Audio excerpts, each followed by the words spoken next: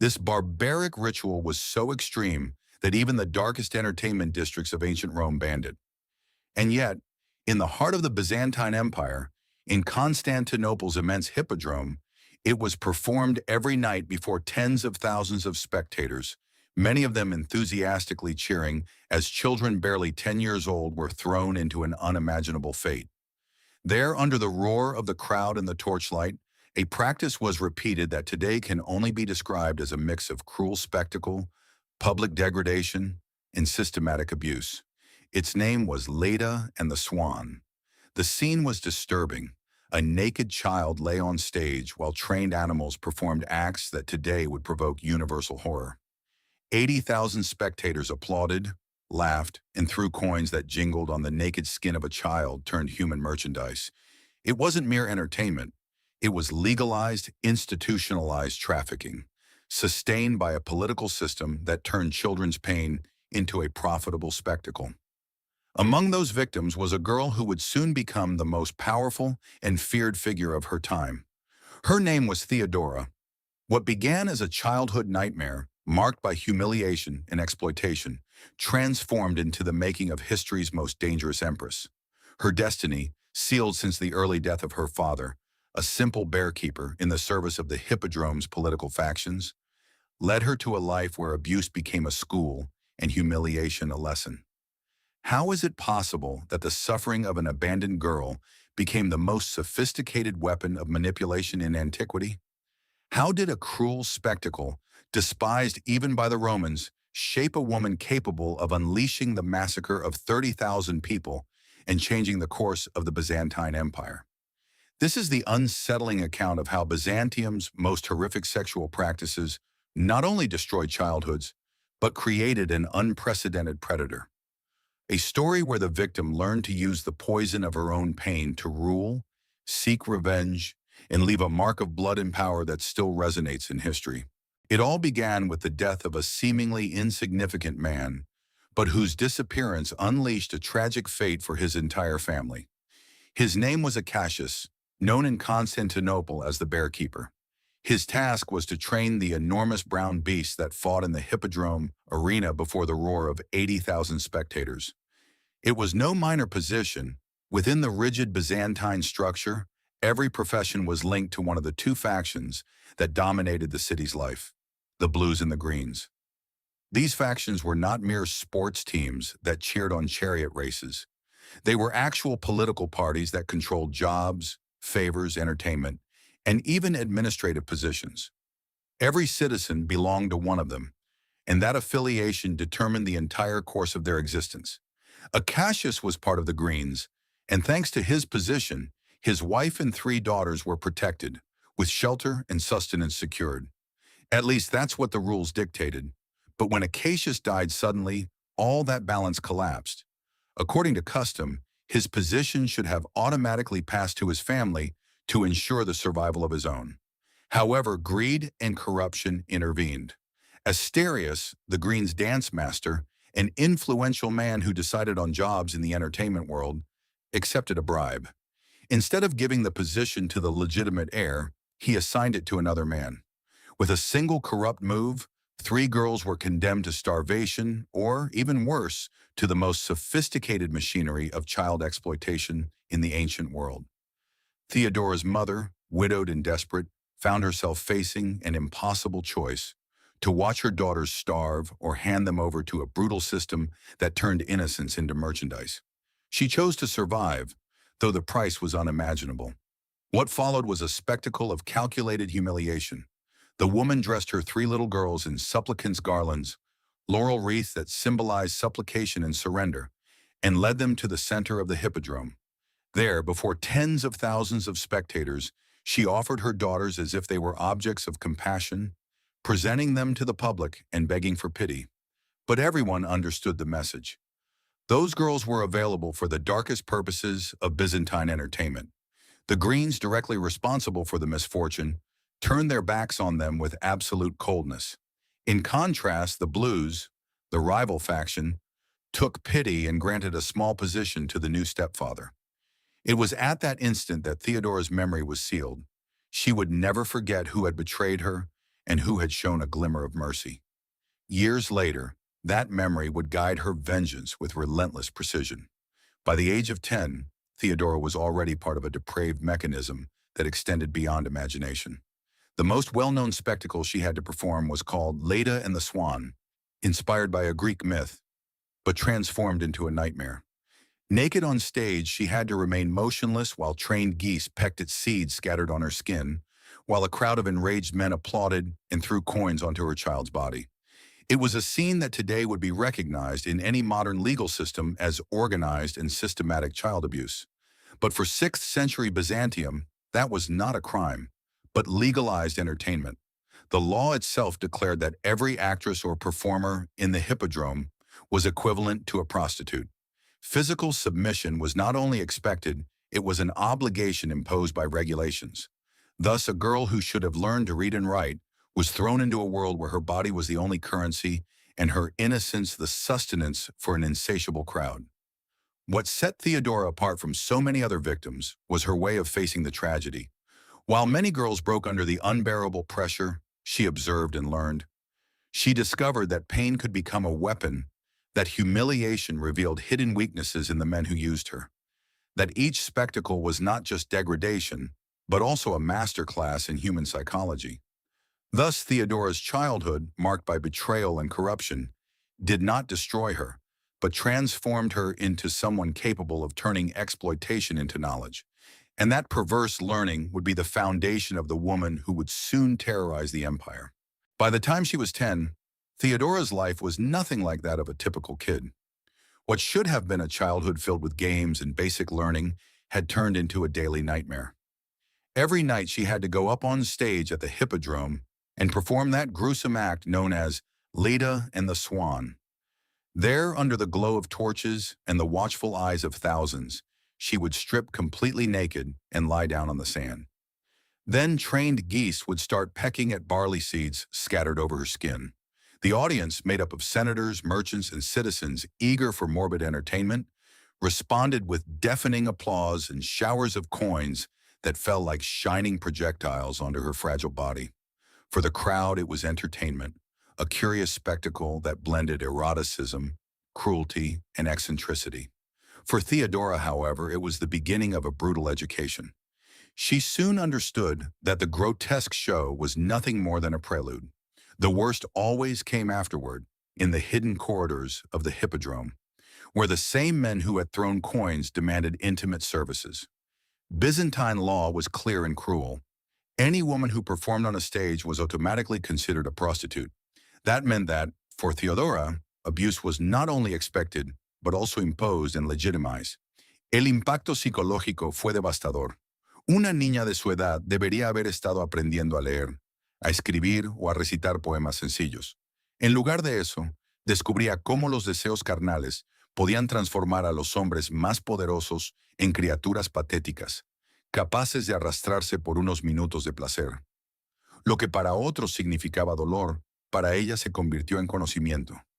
Empezó a registrar mentalmente cada gesto, cada mirada, cada debilidad que los hombres dejaban escapar en los momentos de intimidad. El hipódromo se transformó en su universidad. Cada función era una lección magistral en psicología humana. Observaba cómo los senadores que dictaban leyes durante el día perdían toda dignidad en la penumbra de las habitaciones privadas. Estudiaba cómo los comerciantes que controlaban caravanas enteras se volvían desesperados y miserables cuando se trataba de satisfacer sus fantasías. Poco a poco, comprendió que el poder no residía únicamente en el dinero o la política, sino en la capacidad de manipular esas debilidades íntimas. Mientras otras niñas se hundían en la desesperación, Teodora desarrollaba una mente analítica, fría y observadora. Era capaz de detectar con rapidez qué palabras podía usar para excitar a un hombre, qué gesto debía repetir para hacerlo sentir especial, qué silencio resultaba más perturbador que 1000 frases. No se trataba de placer, sino de control.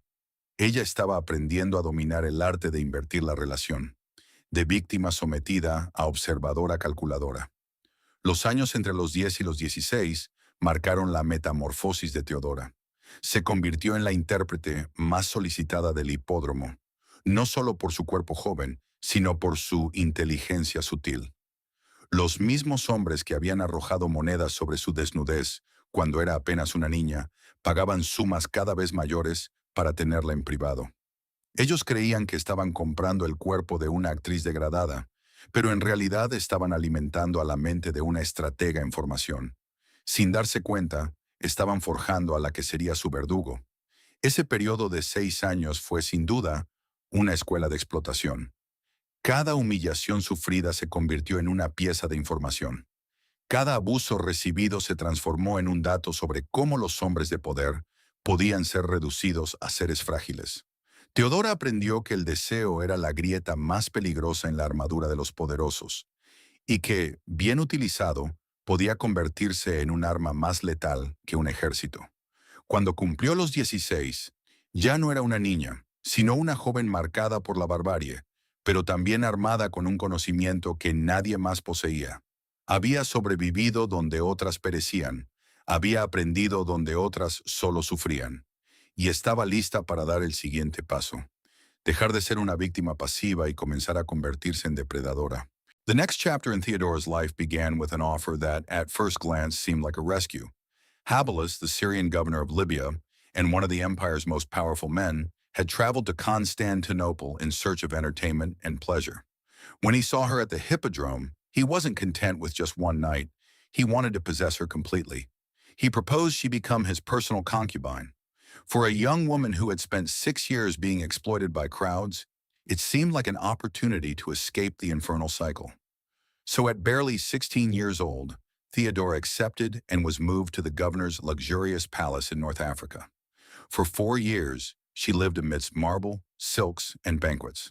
But Theodora didn't let comfort lull her into complacency. She understood that this new setting was, in reality, a continuation of her education. If the Hippodrome had been her first school, Habilus's palace was her higher academy. Every intimate encounter with the governor became a lesson in applied psychology. She discovered what desires shamed him, what fantasies made him lose control, what emotional deficiencies reduced him to a desperate man. She analyzed how even someone who governed provinces and commanded armies could become fragile when he felt dependent on his own body.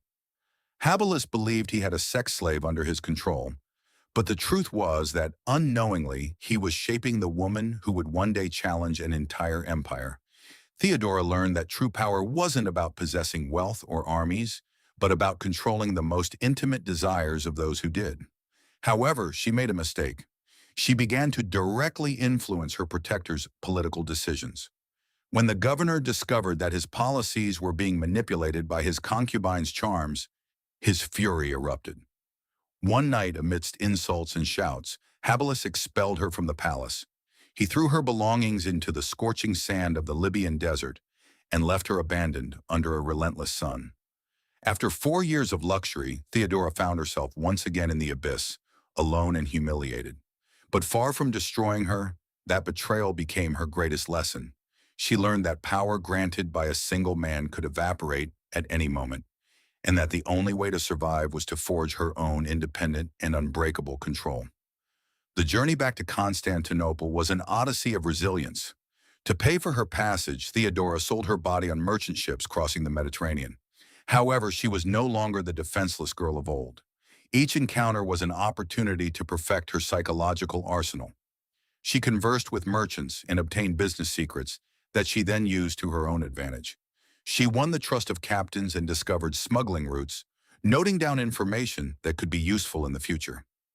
Every man who thought he was using her became, in reality, a subject of study, another step on her ladder to power. In Alexandria, Theodora found a new space for transformation. She converted to monophysite Christianity, but more than a spiritual experience, it was a political strategy. That faith gave her a base of support independent of the prostitution system that had marked her. She learned to present herself not only as a shrewd courtesan, but also as a pious woman, someone capable of attracting religious devotion in addition to desire. It was in Antioch where the decisive encounter took place.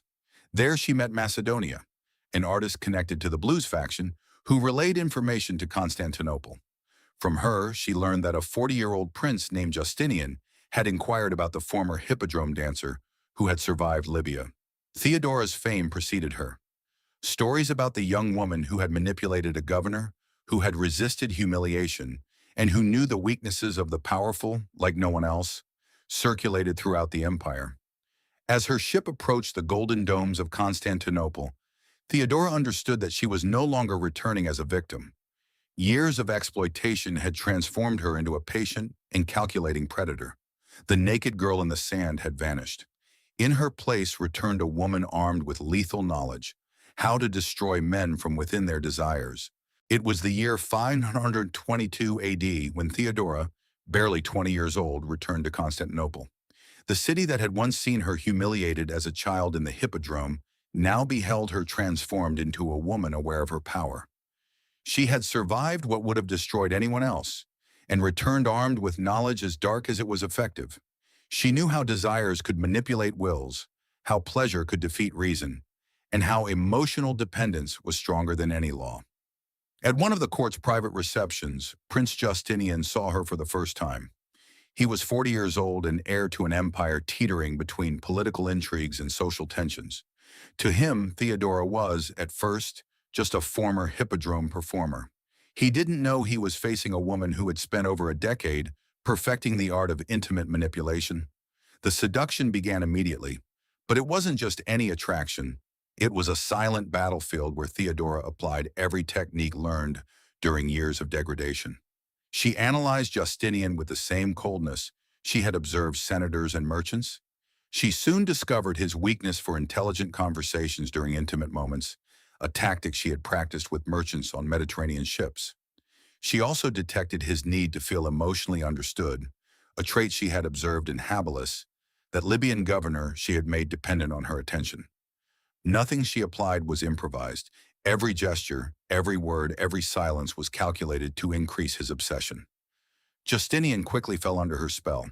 To him, Theodora was not just a desirable woman, but an enigma that offered him both intellect and sensuality, both tenderness and mystery. He believed he was choosing the woman of his life, but in reality he was the one being programmed to depend on her. When Justinian expressed his intention to marry Theodora, the court erupted in scandal. The senators couldn't believe it. The heir to the Byzantine Empire, future emperor, intended to unite his life with a woman who had performed naked before crowds, who had participated in degrading spectacles, considered by law a prostitute. For many it was unthinkable, but the greater the rejection, the more Justinian solidified his decision. Obsession consumed him, and his will to have her by his side surpassed any political consideration. The biggest obstacle, however, was not the Senate, but the reigning empress herself, Euphemia, wife of Emperor Justin.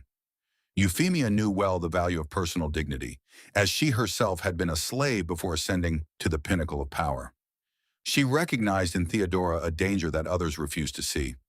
"I rose from slavery," she told the court, "but I was never a prostitute." Her statement was like a direct accusation, a frontal rejection of the possibility of Theodora entering the imperial circle. For months, Euphemia blocked every legal initiative that could permit the marriage. She forbade her from attending official events and maneuvered to keep her away from any influence. Then in the year 523, the unthinkable happened. Euphemia died suddenly in her bed. There were no prior signs of illness nor witnesses who could explain that death. For many it was a coincidence. For others, the silent application of the knowledge Theodora had acquired in her youth. Among the surviving prostitutes of the hippodrome, secrets circulated about herbs that induced sleep, poisons that left no trace, methods that simulated natural deaths. No one could prove anything, but the suspicion was forever etched. Euphemia's death cleared the way. Emperor Justin, Justinian's uncle, immediately promulgated a specific law allowing noblemen to marry actresses. The measure seemed tailor-made for Theodora. In the year 525, in the Hagia Sophia Basilica, the wedding was celebrated. The very place where she had once been branded a pariah now welcomed her with the honors of an empress. Every step she took toward the altar was a theatrical act laden with symbolism. She was no longer the naked girl on the hippodrome sand, but the woman dressed in imperial purple. But in essence, the performance was the same. a calculated spectacle to demonstrate that she had triumphed. She had transformed exploitation into triumph, humiliation into power. That marriage didn't just represent a man's love for a woman, it was the institutionalization of intimate manipulation as a political tool. The empire was about to be governed by a couple united not only by ambition, but by an emperor's obsessive dependence on the woman who controlled him. Theodora's marriage to Justinian was not met with serenity. For many, it was intolerable that a woman who had been a hippodrome performer, labeled a prostitute by law, now shared the empire's throne. That latent tension exploded in 532 AD, in one of the bloodiest episodes in Byzantine history, the Nika Revolt. The political climate was already unstable. The empire suffered from high taxes, corruption, and a population increasingly fed up with palatial ostentation. In January of that year, a revolt began in the streets, fueled by an unprecedented event. The two enemy factions of the Hippodrome, the Blues and the Greens, united under a single cry. The word Nika, meaning victory, echoed like thunder through Constantinople. But their objective wasn't solely to protest government policies. There was a much more personal target, the woman who had manipulated her way to power. For the people, Theodora symbolized the moral corruption of an empire that had allowed a stained woman to attain the imperial purple. The streets filled with smoke and fury. The rebels set entire buildings ablaze. The Senate burned. In the ancient Hagia Sophia Basilica became an inferno of crackling wood and flames ascending to the sky. Cries for vengeance mingled with the metallic scent of blood spilled on every corner. Constantinople, the empire's jewel, transformed into a battlefield. Justinian himself, cornered in the palace, collapsed under the magnitude of the crisis. His closest advisors, terrified by the unleashed violence, implored him to flee. The imperial treasury was already being loaded onto ships ready to depart, and the idea of abandoning the capital seemed the only way out. But they hadn't accounted for the voice that would change the course of history. In the midst of that desperate council, Theodora rose. Dressed in purple silk robes, her gaze burned like an ancient fire. She spoke calmly, but every word pierced the room like a sword. "This is not the time to flee, even if it means saving our lives," she proclaimed. And then, with a solemn gesture, she uttered the phrase that would pass into posterity. "Purple makes a fine shroud." The silence that followed was absolute. What was fear for others was opportunity for her. From childhood, she had learned to face hostile crowds, to master the chaos of shouts and stares. In that instant, she used the same psychology she had perfected in the Hippodrome, turning the fury of the masses into a spectacle and the spectacle into a weapon. Now, instead of being a victim of the crowd, she was the one who would decide the fate of thousands. Justinian, mesmerized by his wife's determination, made his definitive decision. He would not flee. He ordered his generals, Belisarius and Mundus, to trap the rebels in the very place where it had all begun, the Hippodrome. The plan was as simple as it was brutal. More than 100,000 people packed the arena, convinced they were celebrating the victory of their rebellion. They had proclaimed Hypatius, nephew of the former emperor Anastasius, as their new ruler. The atmosphere was one of jubilation, but it was the jubilation of the condemned. Suddenly, the exits were sealed with iron grates. Imperial troops deployed around the stadium. What followed was a methodical slaughter. Soldiers advanced through the stands and the arena with swords and spears, killing without distinction of sex or age. The roar of celebration turned into a clamor of terror. The stones of the Hippodrome, which had once vibrated with the applause of obscene spectacles, now absorbed the agonizing screams of an entire populace. The arena, which had received the tears of Theodora as a child, was stained with unimaginable quantities of blood. When night fell, a sepulchral silence reigned. More than 30,000 bodies lay piled on the very stage where, decades earlier, she had been exhibited as a victim. The irony was as macabre as it was perfect. The place that had symbolized her humiliation became the theater of her vengeance. From that day forward, no one ever doubted Theodora's authority again. The Nika massacre not only secured Justinian's throne, but also consolidated the power of a woman who had learned to turn pain into a weapon and humiliation into dominance. The people trembled at the sound of her name, for they knew that behind her gaze lay the memory of every offense suffered and the will to return it multiplied. After the Hippodrome massacre, Theodora wasn't just remembered as the emperor's wife who refused to flee. In the eyes of the people and the court, she became the most feared woman in Byzantium. The massacre had shown she was capable of deciding the fate of tens of thousands of people with a single glance. But what came next revealed that her true power lay not in armies, but in her ability to govern from the shadows. While Justinian presided over audiences in the grand halls of the palace, surrounded by senators and ambassadors, Theodora wove her true web of power in private chambers. There, in discreet rooms and dimly lit corridors, she operated a system we might today call an intelligence agency ahead of its time.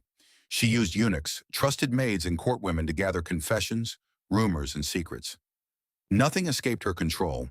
Who was sleeping with whom? Which senator harbored shameful inclinations? Which bishop maintained suspicious correspondence with enemies of the empire? The protocol she instituted scandalized many. It demanded that anyone appearing before the emperors had to prostrate themselves and kiss not only Justinian's feet, but hers as well.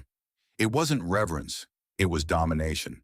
It was the public humiliation of the most powerful men, inverted with the same precision with which she had been humiliated in her childhood.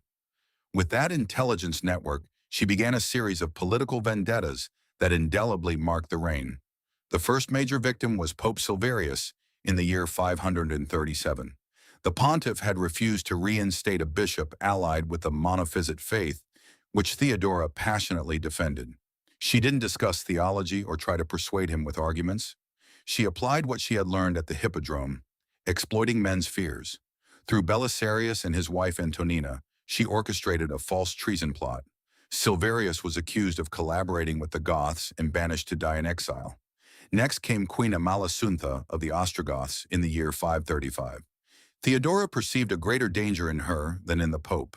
She was young, noble by birth, and maintained correspondence with Justinian. She could read more than just diplomacy in those exchanges. They were letters filled with admiration and complicity. Theodora recognized the threat because she was an expert in such techniques. She herself had conquered Justinian with a blend of intellect and seduction. To neutralize her, she encouraged King Theodahad to eliminate his own cousin. The crime was symbolic. Amalasuntha was murdered while bathing at her most vulnerable moment, an intimate and humiliating death, an exact mirror of the practices that had shaped Theodora. The most audacious strike came against John the Cappadocian, Praetorian prefect, and one of the few men immune to her charms. John was a shrewd politician who understood manipulation better than anyone, and that made him a dangerous adversary. Theodora, however, didn't try to seduce him. She replicated on him the same psychological torture techniques she had suffered in her childhood. For months, she harassed him with macabre gifts, withered flowers hinting at death, small knives recalling violence, paintings depicting executions. John began to suffer what she had experienced as a child: insomnia, paranoia, startling at the slightest shadow. When his mind was weakened, Theodora and Antonina set the definitive trap for him. They used John's daughter as bait in a fictitious conspiracy. Spies recorded every compromising word, and soon the powerful prefect was accused of treason. He went from the luxuries of power to wandering the streets of Egypt as a beggar. An absolute downfall, designed with the coldness of someone who knows that every mind can be broken if the right techniques are employed. What emerged from these intrigues was a terrifying pattern. Theodora didn't just eliminate enemies, she destroyed them by replicating on them the very wounds that had marked her. She wasn't merely seeking political revenge, but rather applied to each adversary the pedagogy of suffering she had learned as a child. She turned her rivals into reflections of her own past, forcing them to experience the humiliation, despair, and psychological collapse that she had transformed into weapons. The entire empire grew accustomed to living under Theodora's invisible eye. Her enemies knew that no secret was safe, that any weakness could be used against them, and that the Empress was capable of destroying careers, reputations, and lives with the same ease with which an actress changes masks on stage. The Byzantium of Justinian and Theodora was, in reality, a shadow play where the absolute protagonist was no longer a victim, but a predator. Theodora's power didn't fade after the massacres or the court intrigues. On the contrary, it found its fullest expression in the laws that transformed the heart of the empire. Her mark was etched into the Corpus Juris Civilis, the legal work that would serve as the foundation of Western law for centuries. It wasn't just a simple compendium of rules, but the translation in ink and parchment of a life marked by violence and manipulation. Among her most notable reforms were those aimed at forced prostitution. She, who had been a slave of the hippodrome, decreed that no woman could be forced into it, and that brothel owners who tried to impede the freedom of their workers would be severely punished. She also ordered the closure of establishments that practiced the same exploitation she had suffered. These provisions seemed like an act of justice, a personal revenge against the system that had destroyed her in childhood. But at the same time, these measures were tinged with contradiction. She created the Metanoia convent, where rescued prostitutes were compulsorily confined to lead a religious life. Thus, control over other women's bodies continued, albeit under a pious disguise. It was as if Theodora wanted to ensure no one repeated her fate, but at the cost of chaining them to another form of discipline. Laws concerning marriage and divorce also bore her stamp. She expanded women's rights to separate from abusive husbands, transferred assets from rapists to their victims, and established the death penalty for those guilty of rape, regardless of their social rank. These decisions not only reflected an impulse for justice, but also the indelible memory of every act of violence she had endured. She knew better than anyone how male power could shatter lives, and for that reason, she decided to anchor in law a vengeance that seemed destined to last. Dynastic control was another of her obsessions. She organized strategic marriages, rewarded allies of her cause, and punished those who resisted.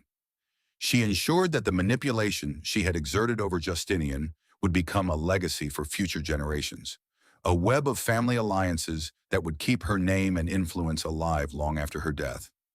In the year 548, at barely 48 years old, Theodora fell gravely ill, likely from cancer. Her death wasn't just the disappearance of an empress. It was the fall of the mind that had sustained Justinian's reign. The emperor, deeply obsessed with her, never remarried.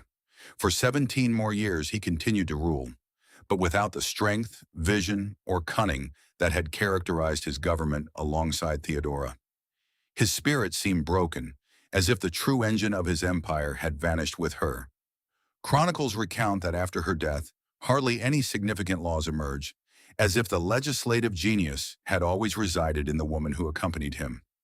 The void was so evident that even the memory of her adversaries acknowledged that Theodora had been much more than an emperor's wife. She had been the hidden soul of Byzantium. Artistic representations also confirmed her ambition for eternity. In the mosaics of San Vitale in Ravenna, she is portrayed larger than the other figures, wearing an embroidered cloak that depicts the three magi bringing gifts to Christ. She placed herself in the iconography as an equal to biblical royalty, claiming a place not only in political history, but also in spiritual history.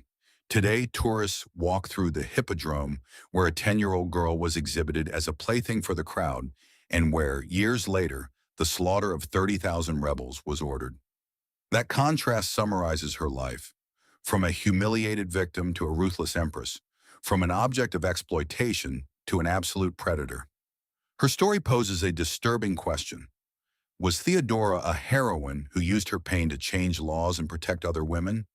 Or was she an avenger who transformed humiliation into cruel and bloody power? Perhaps she was both at once, because the truth is that the barbaric practices that should have destroyed her instead created the most dangerous and fascinating woman in Byzantine history.